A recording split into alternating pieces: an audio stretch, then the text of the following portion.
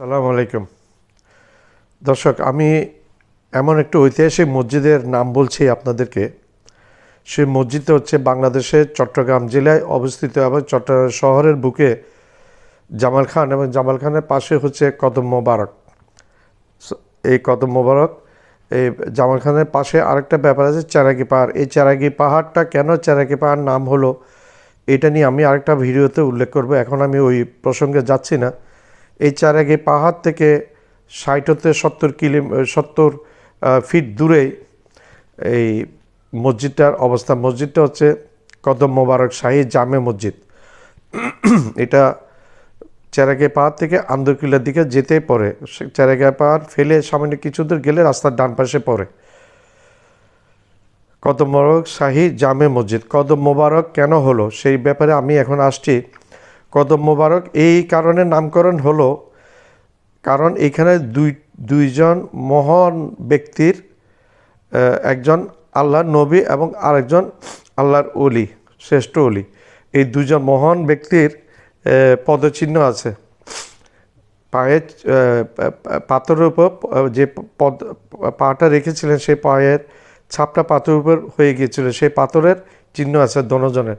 একজন হচ্ছে আমাদের প্রিয় নবী আকাই সর্দার দোজাহানের সর্দার হজরত মোহাম্মদ মুস্তফা সাল্লাল্লাহু আলাইহি ওয়াসাল্লাম। উনি পাথরের উপর পা রেখেছিলেন, পাথরটা গলে গিয়েছিল এবং পায়ের ছাপটা পাথরের উপর পড়ে গিয়েছিল, এবং পরবর্তীতে পাথরটা যখন শক্ত হয়ে গেছে, ওই পায়ের ছাপটা পাথরের মধ্যে বিরাজমান হয়ে গেছে। সেই পাথরটা ওই আরব থেকে, মিডিল ইস্ট, সৌদি আরব থেকে নিয়ে আসা হয়েছিল তৎকালীন। সেটা আমার ভিডিওতে আমি স্পষ্টভাবে পুরোটা বর্ণনা করেছি।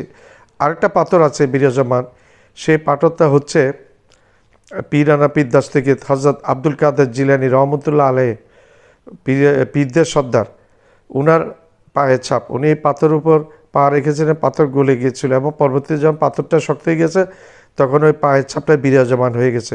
এই পাথরটাও বাগদাদ শরীফ থেকে, সম্ভবত শোনা কথা, বাগদাদ শরীফ থেকে নিয়ে আসা হয়েছিল। আমার এই ভিডিওটা আপনারা লাইক করবেন, শেয়ার করবেন, বেল আইকনটা প্রেস করবেন এবং সাবস্ক্রাইব করবেন। সাবস্ক্রাইব করতে ভুলবেন না। সাবস্ক্রাইব করলে আমি উৎসাহ পাবো এবং উত্তর নতুন ভিডিও আমি সন্নিবেশ করতে থাকবো আপনাদের জন্য, আপনাদের খেদমতে। এই ভিডিওটা না টেনে পুরো ভিডিওটাই দেখবেন, তাহলে ওই ভিডিও অংশটা ক্লিপটার সাথে সংযুক্ত আছে, ওইটাও দেখতে পারবেন। দোনো পায়ের ছাপ সম্বলিত দুইটা পাথর। একটা আমাদের প্রিয় নবী হজরত মোহাম্মদ মুস্তফা সাল্লাল্লাহু আলাইহি ওয়াসাল্লামের, হজরত মোহাম্মদ মুস্তফা সাল্লাল্লাহু আলাইহি ওয়াসাল্লামের। আরেকটা হচ্ছে পীরানা পীরদাস থেকে সৈয়দ হজরত আব্দুল কাদের জিলানী রহমতুল্লাহ আলাইহি ওয়াসাল্লাম। আসসালামু আলাইকুম ওয়া রাহমাতুল্লাহি ওয়া বারাকাতুহু। আমি এখন এমন একটি ঐতিহাসিক মসজিদের সামনে দাঁড়িয়ে আছি, যে মসজিদের দুইটা নিদর্শন আছে, যেটার তুলনা কিছুর সাথে হয় না, কিছুর সাথে হবে না যেটার তুলনা। এই মসজিদটা হচ্ছে এই চেরাগি পাহাড়ের কাছেই, চেরাগি পাহাড়ের কাছেই মসজিদটা। আমি নামটা দেখাচ্ছি, কদম মোবারক শাহী জামে মসজিদ। আন্দরকিল্লা যাওয়ার পথে চেরাগি পাহাড় থেকে আন্দরকিল্লা, চেরাগি পাহাড়ের কয়েক কদম এগুলো এই মসজিদটা পাওয়া যায়। একটা ঐতিহাসিক মসজিদ। এখানে লেখা আছে মসজিদটা কদম মোবারক শাহী জামে মসজিদ, জাউতলা জামাল খান, আন্দরকিল্লা মহল্লা সমিতি কর্তৃক নির্মিত। অনেক পুরানো মসজিদ। এই মসজিদটা সম্ভবত ইয়াসিন খাঁ এই মসজিদটা করেছিলেন।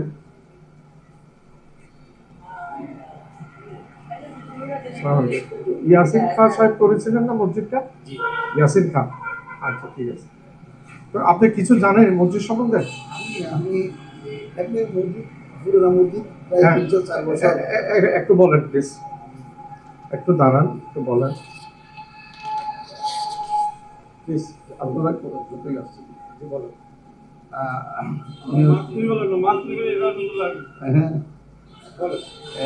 আসসালামু আলাইকুম ওয়া রাহমাতুল্লাহ। আমি এই মসজিদের ইমাম সাহেব। আচ্ছা, আপনার নামটা একটু বলেন, আমার নাম হচ্ছে পরিচয়টা দিয়ে দেন। হাফেজ মাওলানা। ভালো হলো আপনাকে পেয়ে গেলাম, অনেক অনেক ভালো হলো আপনাকে পেয়ে গেলাম। হাফেজ মৌলানা কাজী মোহাম্মদ জোবায়ের হোসেন আল কাদেরী। আমি প্রায় এখানে 1.5 বছর হচ্ছে আসছি। আর এই মসজিদ সম্পর্কে এত আমার নাই, তারপরও আমরা যা জানতে পেরেছি এটা হচ্ছে প্রায় 304 বছর চলতেছে মসজিদের বয়স। আমি যেটা বলছি সেটা একটু খেয়াল করেন, 1719 থেকে 24, 5 বছর মনে হয়। আমি একটা ভিডিওতে জি জি। তো আর ওই ইয়াসিন মোহাম্মদ খান উনি মোগল সম্রাটের ছিল, ওরাই করেছেন। এখানে আল্লাহ নবীর একটা কদম মোবারকের ছান্নু মোবারক আছে, আর একটা গৌসে পাকের চিহ্ন মোবারক আছে। ওরা এনে এখানে এই রেখেছেন, এই নামে কদম মোবারক নাম হয়েছে, এবং এই অত্র মহল্লাবাসীরা এটা পরিচালনা করেন, অত্র এই এলাকাবাসীরা এটা পরিচালনা করেন। তারপর এই পাশে ইয়াসিন মোহাম্মদ খান মাজার শরীফ আছে। মাজার শরীফ থেকে ভিতরে ভিতরে আচ্ছা আচ্ছা গেলেন পাবো। পাবেন। তো এটা হচ্ছে এই পর্যন্ত। ধন্যবাদ। ধন্যবাদ আসসালামু আলাইকুম। আমাদেরকে সময় দেওয়ার জন্য। আরেকটা নামটা আরেকটু বড় করে বলেন। আমার নাম হাফেজ মৌলানা কাজী জোবায়ের হোসেন আল কাদেরী। ধন্যবাদ। আসসালামু আলাইকুম ওয়া রাহমাতুল্লাহি ওয়া বারাকাতুহু। আমি এখন দুটি ঐতিহাসিক নিদর্শন একটু দেখাতে যাচ্ছি। এখন যেটা দেখাচ্ছি এটা আমার প্রিয় কায়নাত দো জাহানের সর্দার পেয়ারা রসুল আকাই হযরত মুহাম্মদ মুস্তাফা সাল্লাল্লাহু আলাইহি ওয়াসাল্লাম, আমার প্রিয় নবীর পদচিহ্ন।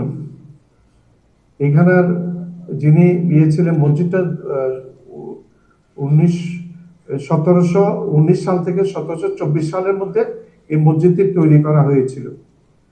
1724 সালের মধ্যে এই মসজিদটা, 1719 থেকে 5 বছর মিলে এই মসজিদটা তৈরি করেছিলেন ইয়াসিন খান সাহেব।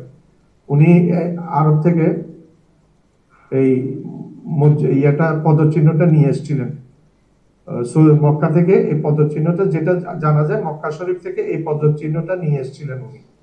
আমি আরো একটু ভালো করে দেখাচ্ছি। আমার প্রিয় রসুল হযরত মুহাম্মদ মুস্তাফা সাল্লাল্লাহু আলাইহি ওয়াসাল্লাম, আমার প্রিয় রসুলের পায়ের চিহ্ন, কতই না একটা নিয়ামতপূর্ণ একটা জিনিস, ঐতিহাসিক জিনিস।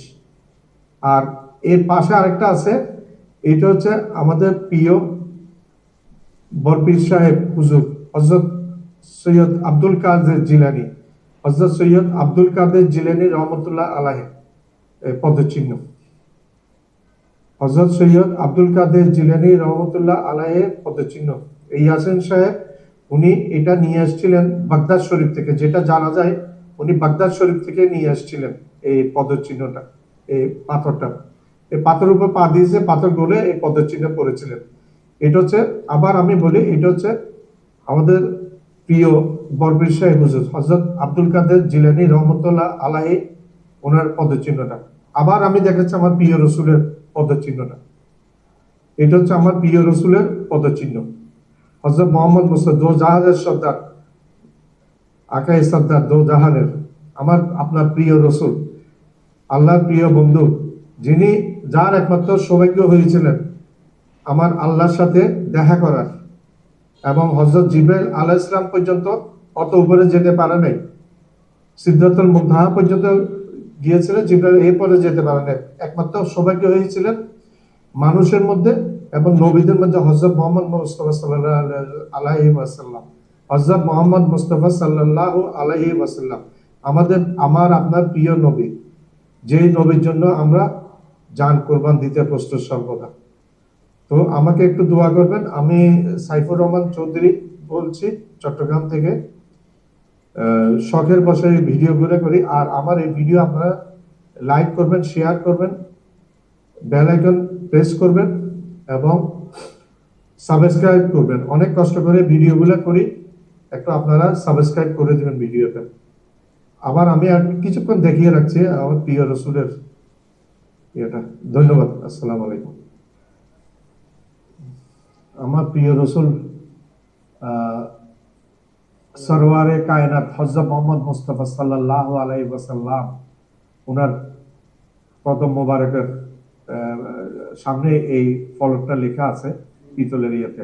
এইটা ওই ওনার কদম মোবারক দেখা যাচ্ছে, এবং এটা নাম ফলক। এটা হচ্ছে আমার প্রিয় হুজুর হযরত বরপীর সাহেব, পীরদের সর্দার, সারা দুনিয়ার পীরদের সর্দার হযরত বরপীর সাহেব হুজুর হযরত আব্দুল কাদের জিলানী রহমতুল্লাহ আলাইহি, ওনার নাম ফলকটা দেখা যাচ্ছে। উনি আমাদের প্রিয় রসুলের বংশের মানুষ। উনি আমাদের ওই বরপীর সাহেব হুজুর হচ্ছেন আমাদের প্রিয় রসুল, ওনার বংশধারা আসছেন হযরত মুহাম্মদ মুস্তাফা সাল্লাল্লাহু আলাইহি ওয়াসাল্লামের বংশধারা থেকে। সবাই আবার হযরত ইব্রাহিম খলিলুল্লাহর বংশ থেকে এসছেন সবাই। আমি নবীজি এবং বরপীর সাহেব হুজুরের যে পাথরখানা যিনি সংগ্রহ করেছিলেন, সেই নবাব ইয়াসিন খাঁ মোহাম্মদ, ওনার মাজারে ঢুকছি আমি। ঢুকার পথে ওনার নাম ফলকটা আমি একটু দেখাচ্ছি।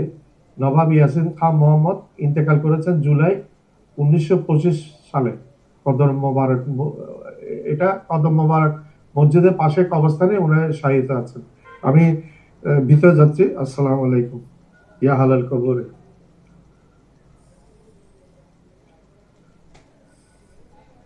এই সে মহান ব্যক্তি যিনি নবীজি হযরত মুহাম্মদ মুস্তাফা সাল্লাল্লাহু আলাইহি ওয়াসাল্লামের পায়ের ছাপযুক্ত পাথরটা